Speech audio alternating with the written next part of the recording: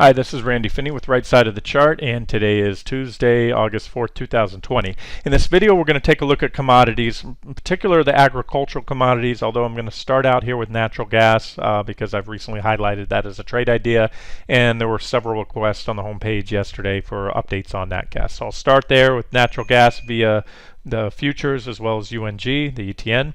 Then we'll roll into the ag commodities in this order. I'm going to cover coffee, sugar, cocoa, wheat, corn, soybeans, a couple of the ag ETFs, and time permitting, I want to cover a few ag input stocks, companies that may benefit from this rise. You know, there's a bullish trend, and most of these ag commodities I've been highlighting for the last few months here are clearly in a bullish trend right now, and the charts are constructive. So one of the things I'm going to do in the video is highlight the near-term levels, you know, for active traders, where you might want to book profits, or where you may want to add to a position if you're scaling in on a pullback to support, or take a new position. Let's say you missed the run in coffee so far, or cocoa. Where's the next objective entry? So I'm going to show you those levels. And I'm also going to flip over to the long-term charts and paint the bigger picture for the trend traders, for the investors that, you know, don't want to game, you know, quick pullbacks and have tight stops and you know, take target, you know, enter a trade that you're out within 10 days. UNG, for example, we're going to start here. That was highlighted just about, you know, about a 10 trading a little 10 days ago, a little over a week ago, right here on this breakout above the downtrend line, and listed these targets. This was the maximum, or my final near-term swing target zone is 1221 to 1248. I refer to a target zone when I have two resistance levels or support levels on a short trade, but if on a long, two resistance levels in close proximity is a target zone. So we've hit the top of that target zone. We just rolled off the 1248 level, and so I'll make it very clear. I believe this is an objective time to book profits, especially for an active trader, or at the very least if you're a longer term trend trader, because I'm going to go over the charts and make a bullish case longer term on natural gas here in a second. At the very least, raise stops. But I think the odds favor, especially for active traders, take the money and run. That's 25% and less than 2 weeks if you're still in it. On the last update for natural gas, I had highlighted that last couple updates where I was highlighting this divergence that was building. Just said, something to keep an eye on, monitor, and it did end up playing out, and it was good for about a 7% correction. And I mentioned this being an objective stop level, tight stop above this uptrend line. So you would either been stopped out there, or during the last update, I think we were somewhere in here, and I said at least, if I recall correctly, I said, if you're still in it, given a little more room, consider a stop below that 1005. A little bit slightly below that support level, because that would be right back to entry. So and that's on trading. When you get profitable on a trade, it makes sense to do one of at least two things, in my opinion. Either raise stops to protect profits, at some point, or at the very least, depending on how far the trade's gone. If it's way up here, you don't want to set it back to entry. But if it's only up, halfway to your target, then you want to at least at that point raise stops to protect, back to entry or right around the entry, so you have at worst a break even on the trade. You don't lose any money. This is where swing trading feels really good, when you get in that zone where you're profitable enough to be able to raise your stops to entry. It sucks to give back any profits on any trade, but do it long enough, you get used to it, and you become, you strip out the emotions, and then at that point knowing. Now, the one thing I do want to add, I prefer futures, especially on something natural gas. The reason is the futures trade around the clock, and a lot of the big moves in natural gas come overnight, or in the early hours before the markets open. And so the other day it worked well. If you gave this one a little room and your stop was a little bit around $10 or so, then it played out well for you, because we had a 10% gap up. I always say, know your security, know what you're trading. That's a big gap. It's the biggest gap in months, but it is not. It's par for the course on natural gas. I've seen natural gas gap up and down double digits like that many times over the years. Doesn't happen all the time, but here's another gap right there. Again, it's just the nature of this beast. That's about an 8% gap back here. And that gap can go, it obviously, if you were long, it went for you the other day, but it could go against you. And so my point is, let's say that you were in this one, you did give it room, and you had a stop, let's say a stop loss order at $10. And let's say the gap went the other way, and we gapped down the next day 10%. That would put us right here. If you see my pop-up box to the left, right there, I'm almost, there's about 10% right there, close enough. So about 927, let's say you gap down to. That would have, what would have happened, a standing good to cancel stop loss order at $10 would have triggered, because the stop price was exceeded.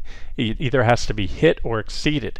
And so when it crossed down below 10, it would have opened up and filled you that morning around 925 or whatever, wherever it opened. Again, had it gap down. So you need to be aware of that, and there's no way when you're trading UNG to avoid that completely. The thing is, just don't put a huge position in UNG.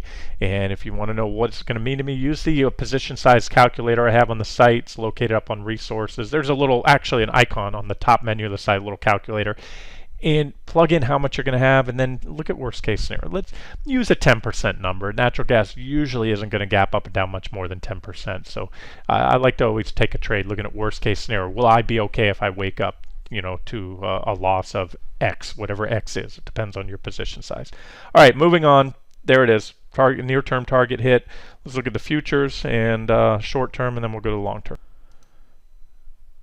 Okay, this is NG. You can also trade QG, I think it is, the mini contract. Same levels as the NG, which is the larger. It's just a different leverage factor.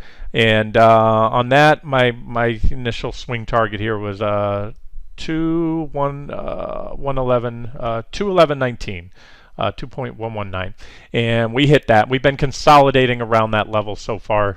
Natural gas is volatile, so that's a react. That's what I call reaction. I define a reaction as when you're rallying into resistance level, either consolidation and or a pullback. And so far it's been in the form of consolidation. We're a little bit above it, but there is a reaction high there. Same story. We're very overbought. We're about 9. We hit recently, just peaked out about 90 on the RSI.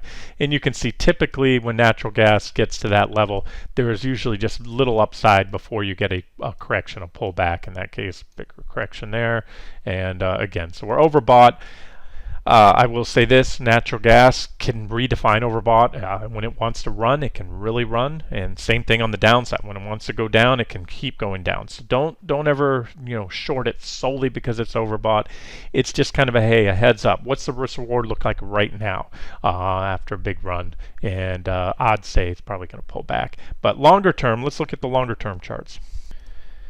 All right, this is my nat gas weekly. This is also futures, but they're not. This is an end-of-day chart on stockcharts.com. They use the symbol $ nat gas, and they give you end-of-day pricing. But we're still about roughly there. And again, we're looking at a weekly chart, so all that matters is how you close the week. So I'm gonna look at the bigger levels here. What stands out to me are the recent conditions. We were coming off. You can see these boxes here show you oversold conditions on the weekly chart. There's 30 on the RSI.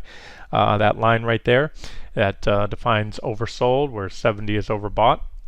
And what tends to happen is the initial tag of the oversold level right here, that was your initial tag. Then the bottom came later. You usually have an oversold reading and then divergence. And although here it was very small, I'll have to draw it in for you. I don't have a line tool up, so I'm going to use my arrow tool. I have a different color. There was a small divergent low right there. And again, you can see that's common. You have these divergent lows with overbought conditions, and it's usually that second reading, which often comes in a little bit above the 30 level on the RSI, that marks the bottom. So here it is. So we have 1, 2, 3. We had it there on the RSI, not the PPO, but that's fine. You had a heart divergence 4.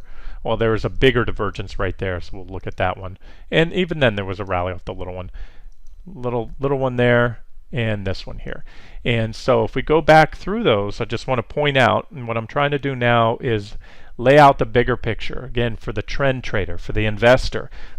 Great, natural gas has rallied about 40% in the last few weeks off this divergent low. We caught about 25% of that if you were in that trade and you took it out today. But let's look at what it's done in the past with similar technical conditions. So I'm going to measure from here. I'm going to pull up from that divergent low to the end of the rally, about 221%. From this one, similar conditions, we rallied about, didn't get it there. The pop-up box comes to the left. You can see all the way to the left margin of the chart. About 150% from there to that peak was about 226%. From here to before all said and done, it was about 200%. So there you go. So similar technical conditions in the past have led to rallies that measured well into the triple digits. On average, probably about 200%. And so we're only 40% into that now. So where are we at now? Do you buy it now? Again, just tactically, no. Strategically, you can be long nat gas here as a longer term trade, but tactically, that's more the active trader kind of zeroing down on those 60-minute charts. Wait till we take out pretty much today's highs, I would say. Around 210-ish right there, you have a reaction low, several reactions. In fact, this looks like a W bottoming pattern right here in nat gas futures. So I think if we can pop that, we run up there. My next target's around 250. Ultimately, again, we're looking at much higher gain potential here. So nat gas looks constructive to me. Over the years, it's been kind of stair-stepping its way down as fracking and things like that have lowered. They put more supply on the market, but natural gas is it's a commodity that is in demand. It's in use. It's not like coal, which is a dying industry. So it's not going to go to zero. And even if the longer term trend remains down for the time being, or for the foreseeable future, I should say, there's still plenty of meat on the bone to capture these counter trend trades, these counter trend rallies. So that's it. So that's my outlook on natural gas. Near term, cautiously bullish, probably get a pullback here. If you want to get aggressive, you could short it, but you'll be shorting within what I believe to be the bottom of a new uptrend. Longer term traders, if you're long already, again, raise stops, let it run, or wait to we move up another 3, 4, 5% above today's highs, and that should break us out above this resistance and open the door to the next move up. Okay, now on to the agricultural commodities. Again, this is where at least what's firing on all cylinders in my portfolio right now are these ag commodity stocks. They're just said they're and when they run, they really can run. Here's coffee right here. We entered that on the official trade at 31.01 back here on this breakout. I don't know if you can see where the mouse is, and that is about if I can get a line on 31.01, somewhere around there. I'm going to try to roughly that. So far, we're up about 21%. Now we hit that second target right there, and we're still going. And that is, and I talked about this before, the nature of this beast. I've traded coffee for years. When it wants to run, it can really run. It has these strong, what I call mostly unidirectional rips and dips. And so, again, it's just the nature of this particular security. You don't see this on a lot of different stocks. Every security is different. So this is coffee. You get in these runs, and quite often you don't get a pullback for a while. So we've already taken out that second target. Third target's still up here. I didn't make the third target official. I've been in and out. Just summer doldrums. This is when I, usually I'm on vacation this time of year, and family and I didn't go anywhere. We're in the process of doing some other things, including moving between houses. But I'll be at my desk most of the day, in and out. And that day, when we hit that second target, I got here too late, or I would have extended it and made T3 official. I just want to say that I still maintain that target. I still think it'll be hit, and that's what I'm gonna do right now, is go over the longer term case of coffee. So you can see in the past these divergent lows at support. Divergent low right there, or pick it here, divergent low, divergent low, divergent low, rally, rally. And the rallies are usually pretty good size. Let's look at one thing. If you want to look at a longer term chart of JO, we're going to look at coffee futures, but you don't see a lot of trading history. And that is because this company, who has most of these ag ETNs, iPath, they changed a lot of their ETNs. They did something in there and then moved the older version on to the, off the exchanges. They trade, I think, over the counter now. So we've been trading coffee for years, and the old Joe, it was changed. They changed the symbol to JJOFF. See the iPath. You'll have more liquidity. If you can see the volume bars below, you really, I think, want to stay away from this one.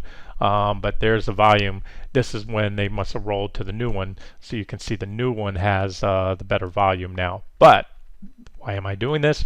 Well, again, so if you go back in the site, 2014, 2015, 2016, even all the way back here, 2011, 2012, pull up the archives, which you can access. You go to resources, type on that. Anytime you want to get any information or see former posts, you go here, select symbol tag, JO, enter, typed in JO, and you can go down here and you can go back as far as you want and see all the old trades and analysis on that or any particular security. But back to where we were. All right, so what I wanted to do is show you, this is the chart, the long-term chart of JO, and what you can see here are these similar patterns. I look for these longs.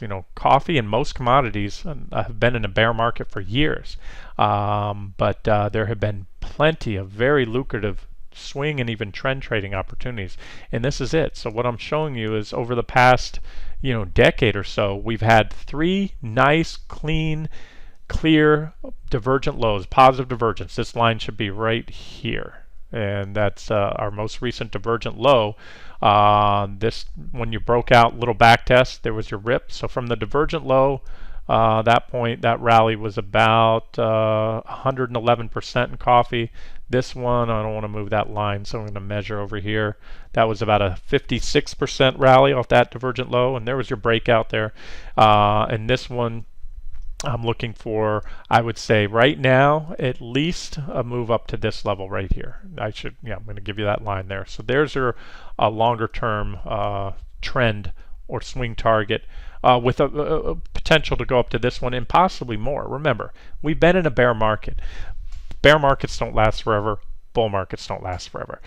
These are commodities. These commodities are not going to go away. People are never going to stop, or at least not in my lifetime, going to stop drinking coffee. The world's only getting bigger, more popular, population's increasing, and therefore, things like this long term, the potential is enormous, because right now, again, I just showed you what you can catch in a typical bear market rally. Now let's just say we embark on a new bull market and coffee prices go back to where they were. Let's just say they went back to right here, this peak back in 2014, 2015. That would be a rally from the recent lows of about 441%. So these are the things I'm looking at.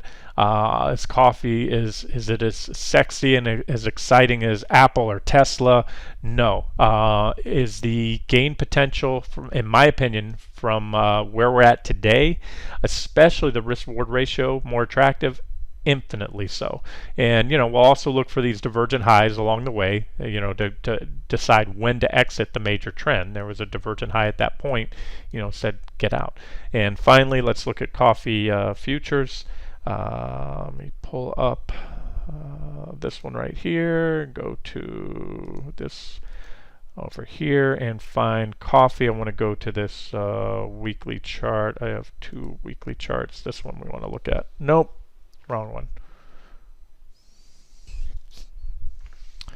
Okay, here's my coffee weekly chart. I'm going to have to go through these fast to get through all the charts. But again, bigger picture. This is the longer term stuff, and this is what I look for. So you can see here these major trends I'm going to mark here. This one was marked with a divergent low. There's the RSI divergence.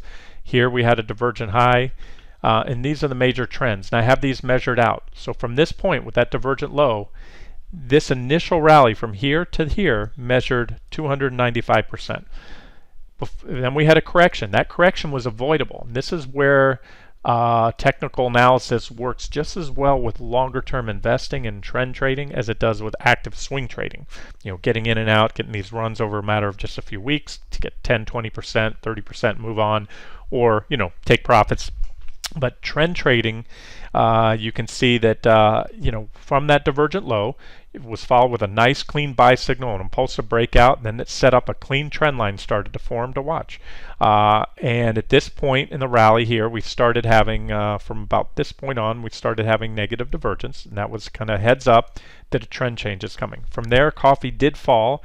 It corrected about, I think it was 40% from the high to lows, if I'm not mistaken. Yeah, about a 40% drop. So as a trend trader or an investor, you could have averted, sidestepped a good part of that 40% drop. Even if you waited, because divergence in itself isn't a sell signal, even if you waited to the breakdown, a clear breakdown, you still averted then a 24 or so percent drop. There was your breakdown of the trend line, impulsive, and it fell to support. You could have got back in, or if you wanted to just continue to ride the trend, before all is said and done, coffee rallied about 622% up to that point. And again, the exit was very clear, telegraphed in advance.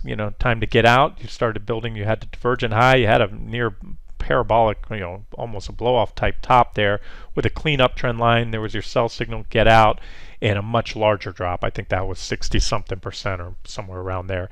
And again, wash, rinse, repeat, came full circle. At that point, we had nice positive divergence. Remember, we had the negative divergence at the high, positive divergence, 126% rally. That ended with the divergent high and a big drop of whatever it was. You can measure it out. But we've come full circle. Back in 2019, I highlighted coffee again, putting in another divergent low, positive divergence at this point. And we caught that rally, a bulk of that rally. I had laid out two targets, an initial move calling for a 60% rally. We hit it. It was actually right about that 60%. And at the time, said a correction was likely, and we got the correction.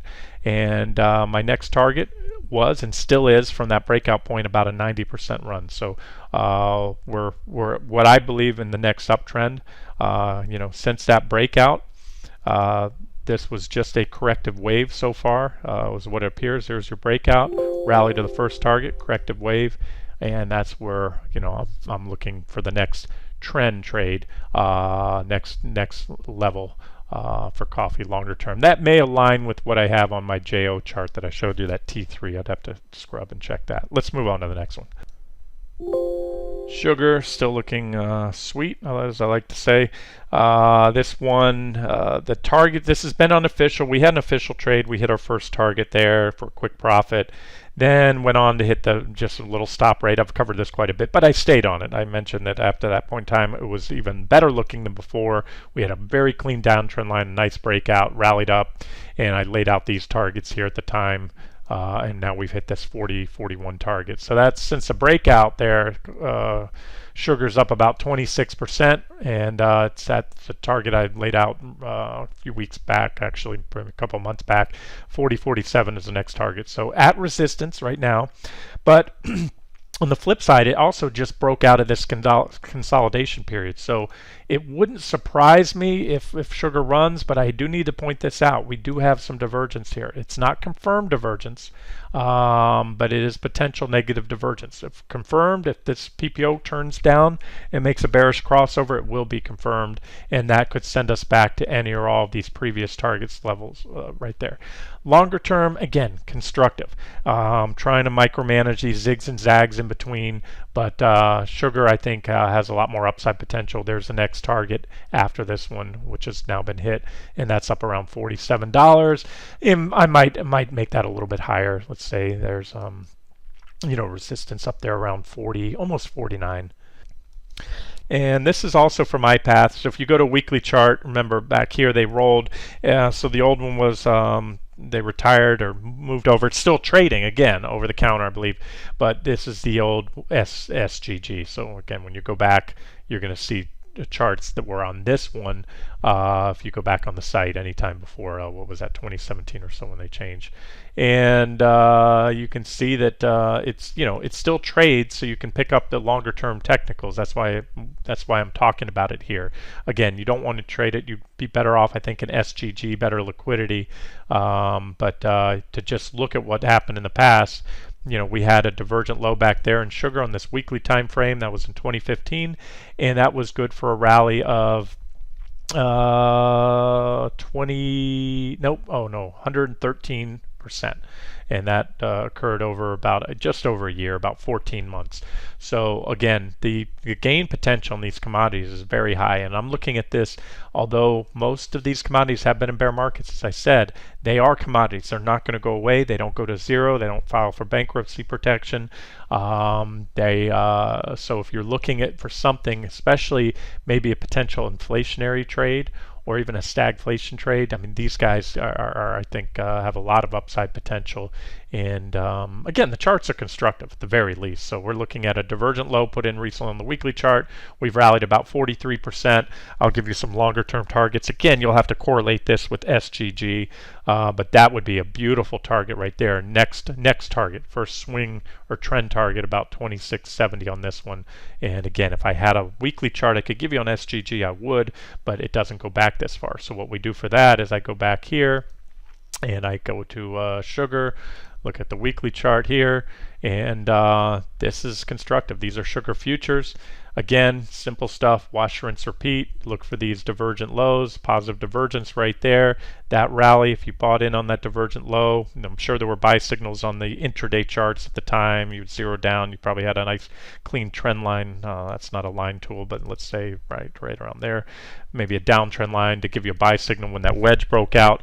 That rally was 319%, about 320% to that high right there. And so again, big gain potential in these guys to catch these trends. Now you turned around and it wasn't just random when that trend ended. Again, this stuff is telegraphed. If you just wait patiently and follow these long-term charts, look for that divergence. You had negative divergence, and again, I'd imagine there was some clean sell signal. And you probably go back on the site. We probably it was probably posted at the time on the daily or intraday charts when that trend line broke. That was your coupled with weekly divergence tells you that, hey, you either want to get out of your longs altogether or go short for not just a quick pullback trade but for a trend trade, because these divergent highs and lows on the weekly chart, they forecast, they do a great job of forecasting the major trend change, i.e. bull and bear markets. And so that drop from that high right there, you would have reverted if you were long sugar. Well, before all said and done, let's just go down to this point. That was about a 71% drop. So, if you had 100 grand in sugar and you rode that out, you lost $70,000. You're back down to 30,000, or use your number, whatever it is, 10,000. But if you turned around and shorted, you could have captured a bulk of that. So you could have closed out, that trade, trend trade, and captured the bulk of that 320% rally, turned around and shorted, or at least got out if you don't short, and sidestep that. But again, simple stuff, wash, rinse, repeat, divergent low right here, and that was good for 139% rally up to that high. And yes, that high also came with, and you got it, negative divergence. Get out, avoid that big drop. And here we are. We've come full circle. We had a divergent low right here back in 2018. It was good for from that point, a almost 56% rally up to this high. But what did we do from there? We went down. COVID, everything was melting down. This got sold down too with it. But you can see that we've extended. We had the same divergences that were in place there have only gotten larger. They've grown. So this is our divergence line right now. This is, to me, indicating that we may be looking at the very early stages of a bull market, and knowing how this security trades, these bull markets measure well into the triple digits. So again, that's what I'm doing this video, trying to impress the long-term potential here. And if you're not an active trader, here it is. You can trade this with SGG.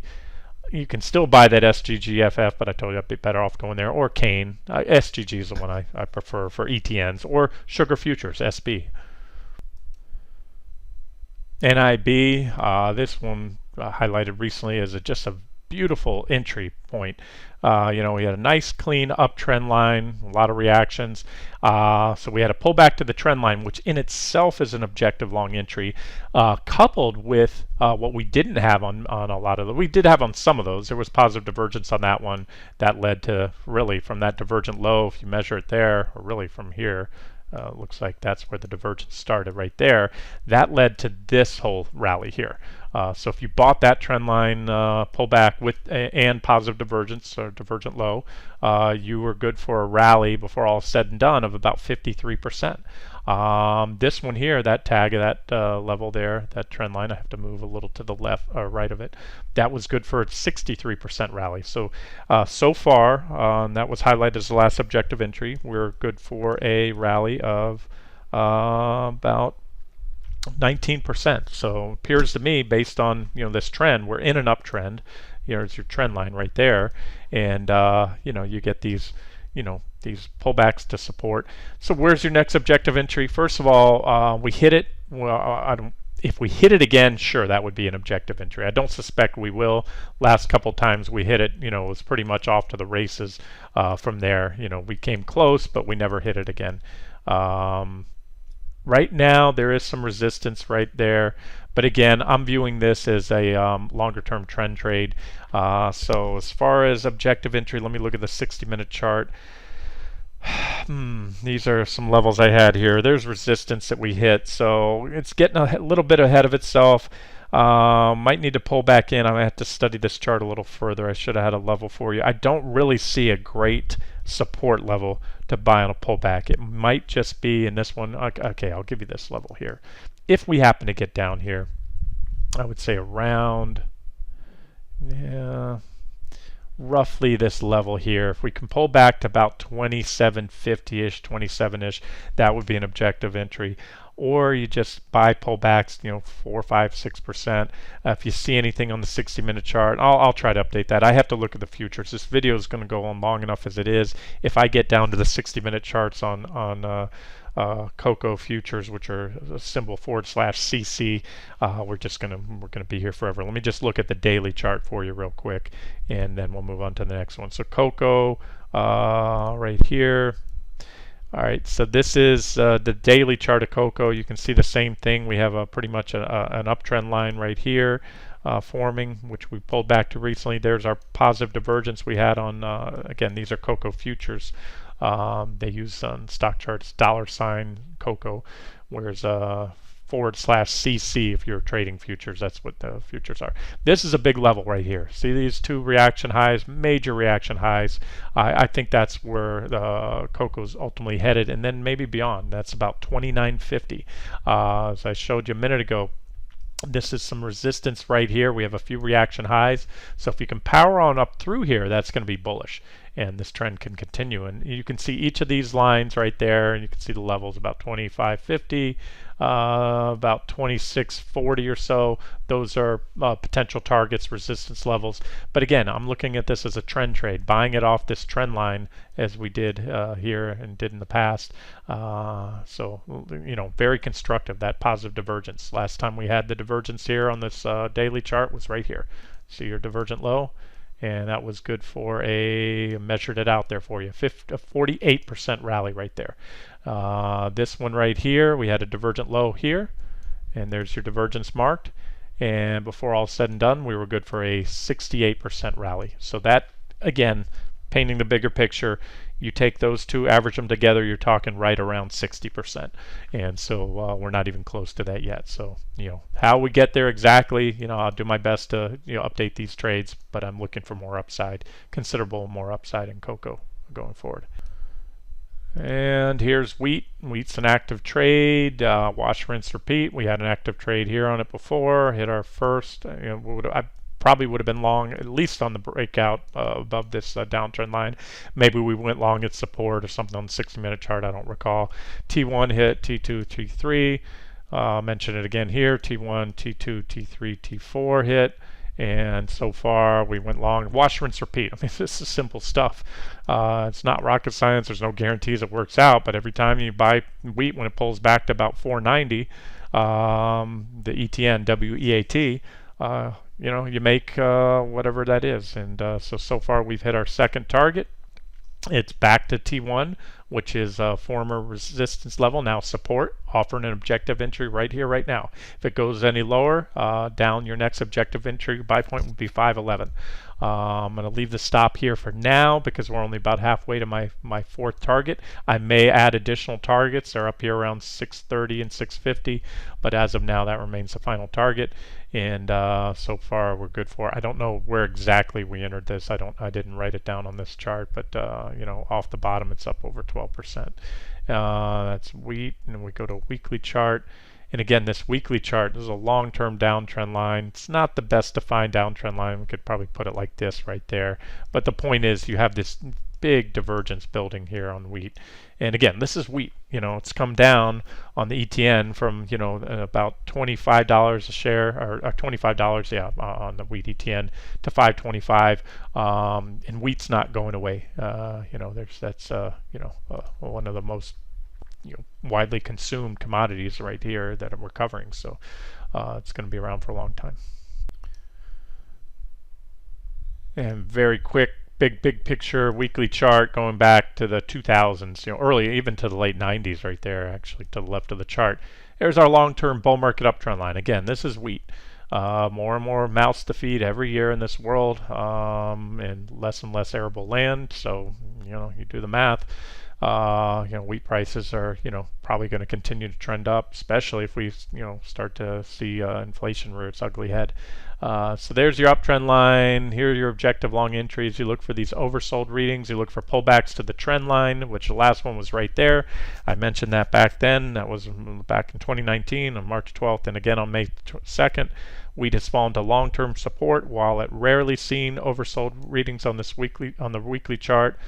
From there, I don't know why it's measured 33%. I guess I haven't updated this chart. I just have to move that. Annotate mode, go in here, lift that up, and tells us that was actually good for about a 41% rally so far off that last buy point there. And we'll save that change. And that's it. We're kind of in no man's land. Unfortunately, if you're not in this trade already, it is an official trade on the site, but if you're new to the site or you didn't take it, you know, the only objective entries I see, if you pull back to the trend line again, or you break above this level right here. That's a definitely buy point right there. That's about 600. You have all these reaction highs right there, even one back here. So that's what you need. Break above 600, which I suspect we will ultimately. I don't have really much in the way of a resistance. There's other targets I could add here, but I'm looking for a move once we break above there all the way up here at about 950. That'd be a pretty decent lift. That's over 50%. To go from 600 to 900 would be 50% run. Corn, I've talked about corn recently, is lagging behind. It hasn't gotten the memo that the other grains are rallying. So I expect a game of catch up. As I mentioned, we don't have really any strong buy signals, but it is an objective long because we're at support. This is the ETN, CORN, easy enough. That was the last trade there, but I'm left these targets up for you. I might make this one an official trade soon. Decent support right around here where we're at. You know, I could lower that line. I have it at 1165, but here we can hit, give or take, right around where we're at. And as I said, often when you come this, and something's in a downtrend, you come down here. Sometimes you'll punch down through there. You get a little, what we call a bear trap or a false breakdown, little washout move. If that happens, it's not going to change the technical. I mean, technically speaking, it would change the technicals because it's a break to new lows. But you can see these divergences are still going to be very much intact unless we went a whole lot lower. So we're looking at divergences that continue to build, setting the stage for a major trend reversal and rally in corn. Whether it holds this support right now, these recent lows, or gets a little washout move. If it does, what you want to do is you could either be very aggressive to take it on that breakdown, you know, if it goes down, you know, 3, 4, 5, 6% below current levels. Or what I like to do at times is wait and see it recover that level, because if it did drop down, you get a little washout move, and then it regains that 1158-ish level, solidly regains it, then that's a bear trap. That's a false breakdown, and that's a bullish thing. And then from there, you usually get a pretty swift move up. So you can see my targets, 1244 plus the intersecting downtrend line would be the first target. Next target all the way up here, 1422, and so on and so forth. From where we're at now, not knowing if it's going to do that flush out move or not. That'd be about a 7, almost 8% run up to there. And if we hit that fourth target in the coming months, and that would be about a 32% run in corn. So again, wheat's gotten ahead. Wheat's not on fire. Coffee is moving stronger. Cocoa a little stronger right now, but the other one too for the grains, soybeans, and that's also put in a divergent low. So the common theme is the charts are constructive on a lot of these. That's soybeans moving up, broke above. I highlighted the last buy signal or objective long entry was in the breakout here, and I've also pointed out there's a trend line forming that you can either use to set a stop below or go long on a pullback to the uptrend line right there on SOYB. I don't have clear levels marked here, but here what stands out is there's a pretty significant downtrend line comes off the early 2018 highs right there, and so that would be a near-term swing target. There's also resistance there that's around 1475 to about 1485. So you have triple or really double price resistance and downtrend line resistance there. So this is how I think this one plays out. Go up there, ultimately go on and break out, and that's going to trigger a longer term buy signal when we get the breakout. Again, you can watch that trend line. If it breaks down, I'll stay on this one and continue to provide updates. Let me see if there's anything on the weekly chart to show you. Yeah, weekly chart again. This is the bigger picture, constructive, big positive divergence building. For the first time, last time we had positive divergence on the weekly chart was all the way back here in early 2016. There was your divergent low, and that led to a rally off that $17 level up to right here, and that was about a 30% rally. Again, it was a bear market rally. So I'll take a bear market rally. I'll take 30% all day long. There's a target. In fact, that's about what I'm looking for minimum if that trend line breaks, is a move back up to 17. But I'm also open to the possibility that a new bull market in these commodities gets underway, and then I'm looking at much longer term higher targets. Okay, too much for you to manage all these individual commodities, then you can use JJG, which in one shot you're covering three different the grains: corn, soybeans, and wheat. The last three that I just went over. There's our pattern right there. We had a bullish falling wedge pattern right there, complete with positive divergences. Broke out. May want to come in for a back test. If it does, that's your next objective entry. And that's it. We already hit the 4060 target, 4160 target. So and that was a target laid out in advance. So it's no surprise. We broke out. This is your initial leg up after the breakout right here. Breakout, rally into my first target there, pull back, and I'm looking for the next thrust up here to 4350. Nice resistance level. Get another reaction there, and head on up here to that target zone there, about 40, we'll call that 46 or so. You want an even broader approach or coverage of the commodity sector, that's DBA. You're getting the grains in there. There's your cocoa, wheat, and soybeans. You also have live cattle, corn, all of them, corn, coffee, hogs, cotton, and that one recently broke out. So you had this basing pattern, a couple things. You had the divergent low, positive divergence right there, big divergence, just like you had divergence back here. Divergence on the RSI back there led to that rally. And what you have also is this, what appears to be a basing pattern right there, and we broke out recently. So there's your buy signal. And any pullback to the top of that range around 1390 or so would offer an objective entry. Again, stops either below there, or if you want to give it some room, stops below the bottom of the trading range. Targets up here, and there's a long-term downtrend line that I'm looking at, this blue trend line that comes in around that 1691-ish target. So let's just say right now that's an initial swing or trend target. That'd be about a 20% lift. And then finally, I'll have to cover the ag input stocks in a separate video. This one, I usually cap these things if they get around 45 minutes and we're almost there. So GCC, everything that I just covered except throw in crude oil as well. So you have natural gas, crude oil. So basically you have the ag commodities plus the metals. There's platinum, silver, soy, oil, sugar, wheat, gold. So there it is, all commodities, precious metals, oil, natural gas, ag commodities, and that's GCC coming up on resistance there, a long-term target about 1740.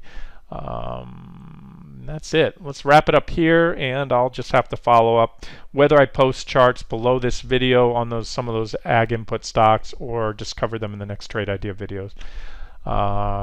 Yep, we'll wrap it up here. And this has been Randy Finney with Right Side of the Chart. Hope you enjoyed it.